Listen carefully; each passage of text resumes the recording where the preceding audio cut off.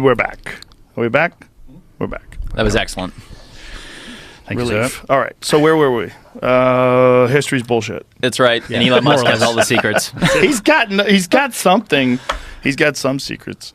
Yeah. I mean, he obviously felt very compelled to buy Twitter. I mean, it's not like I mean, $44 billion is a lot of goddamn money, and he overpaid for it. But he felt like there's a need to have some sort of an uncensored distribution of information, or at least ungovernment censored. This is why I'm such a fan of him. Anyone at this point in time that's an advocate for free speech, I'm on your side. We live in a wild time. Anyone with their eyes that's paying attention sees that there's people controlling information. And throughout history, this has been proven time and time again to lead to tyranny when you stop people from sharing things. So I'm 38 years old, and growing up, I remember back in the day, people could say whatever they wanted. Free speech was real. You're allowed to have it. Worst case scenario, people ridicule you, and everything was fine. And now we're entering this age where things are being called dangerous, like ancient apocalypse. That's dangerous misinformation. It's like, no, the only thing dangerous is stopping people from having a voice. Well, also, when you start attributing, when you put words on that like racism, and you start putting those kind of accusations towards if you watch that special, the series, and you say, oh, this is racist, you're a fucking idiot. I mean, it's really that simple. Yeah. Or you're a dangerous asshole who wants to change the reality of what this guy's actually talking about. Right. Throughout history, anyone, whether it's the Nazis, the Stalinists, the Maoists, and everyone else, anyone that's ever censored people, the people who censor other people, they're always the bad guys historically.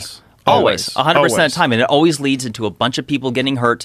And it's like rinse, cycle, repeat throughout history. This is one of the first times where educated, progressive people who think of themselves as compassionate are advocating censorship, which is so bizarre. It's the same people, actually. Same people, same argument that they made 3 years ago against him. The Journal of American Archaeology, or the Society of American Archaeology, dedicated 27 pages in a journal 3 years ago to attacking Hancock for his book America Before. Yeah. Same accusations, same language, same people.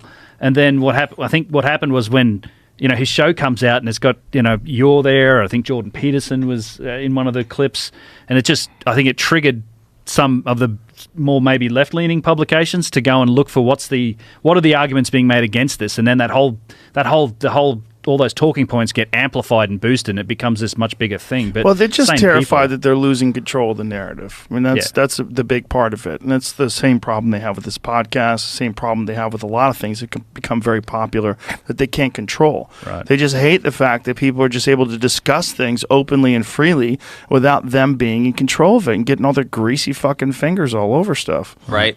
It's unfortunate in more ways than one, because historically it always leads to like a terrible abyss of oblivion, and they never stop. That's the thing. That once they start going after tyrannical control, historically it seems like it just never ever stops until someone stops them. Yeah, which is scary. It is. It is scary. But the reality is that I look at this topic, there's a niche community, they're into the ancients. And whether it's archaeologists that disagree with everything we just said, or other people that agree with everything Graham Hancock says, this is a win-win for everybody. I think this is an opportunity for people to unite under a common interest and then start exploring these topics. For example, if I had won the lottery, I would have, hired a bunch of archaeologists that are the biggest naysayers of anything that's alternative, and be like, hey, here's a salary. Let's get some blocks and let's start cutting this stuff and moving it and just experiment. And it's a win-win for everybody. We'll learn something new. They wouldn't engage with you. I mean, that's one of the problems that Graham has with his detractors.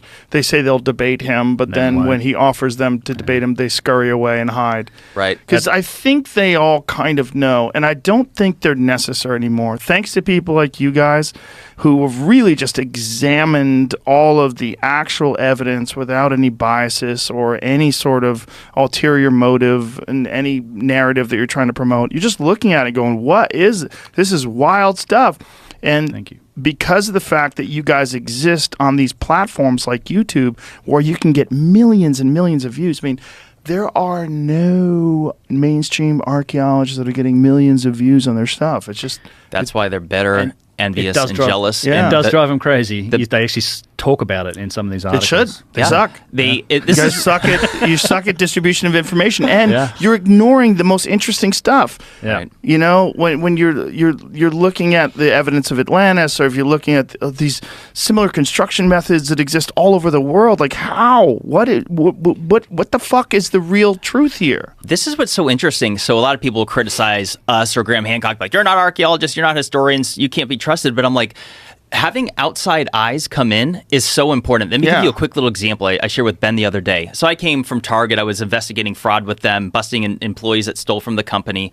And there was a story that one of the executives spoke in front of us when I was an intern. And at that time, this is like 2013, Walmart was amping up their online presence to compete with Amazon. And as the story goes, they hired some executive from Pepsi. Pepsi is far more than a soda company. It is a distributor, if it's anything. They move product from point A to point B. And when as the story goes, this executive came in and on day one saw some opportunity for improvement that made significant changes with Walmart's ability to compete with Amazon and their online presence. And it's because when you have other people coming in from outside the box, whether it's Ben coming from the tech industry and having patents with HP, should I name drop? Like some pretty cool stuff. Here I was a number of years ago watching Graham Hancock and Randall Carlson on the Joe Rogan podcast. And I remember like going down the rabbit hole, seeing like, okay, let me see if there's some truth to these alternative theories involving bronze chisels. Is this feasible? Is it not? And so I'm convinced that any reasonably intelligent person that simply looks at all points on any side of it can see like, okay, there is something here. There is a mystery here. And going back to Graham Hancock and Ancient Apocalypse, with all the criticism he's getting, I don't hear anybody advocating for exploring the Bimini Road. I don't hear anyone asking to excavate the 25,000-year-old chamber in Indonesia. I don't hear anyone talking about anything in the show. Well, here's what's really cool. No one's paying attention as archaeologists. There's so many more people that are watching the show. Millions of people are watching the show. And like how many thousands of people have heard the arguments these archaeologists are having? It's a blip. It's literally like they're like yelling into the abyss and no one's listening to them. Yeah. The nature of the discourse has changed in a lot of ways. Yeah. I mean, it has. I mean, just having a fucking look. Human beings have accumulated knowledge and information over time, and the idea that there's gatekeepers to knowledge and information, that they have to come from these accredited universities, which are now being widely discredited because of all their wacky social ideas and all the crazy shit that people... It's not necessary.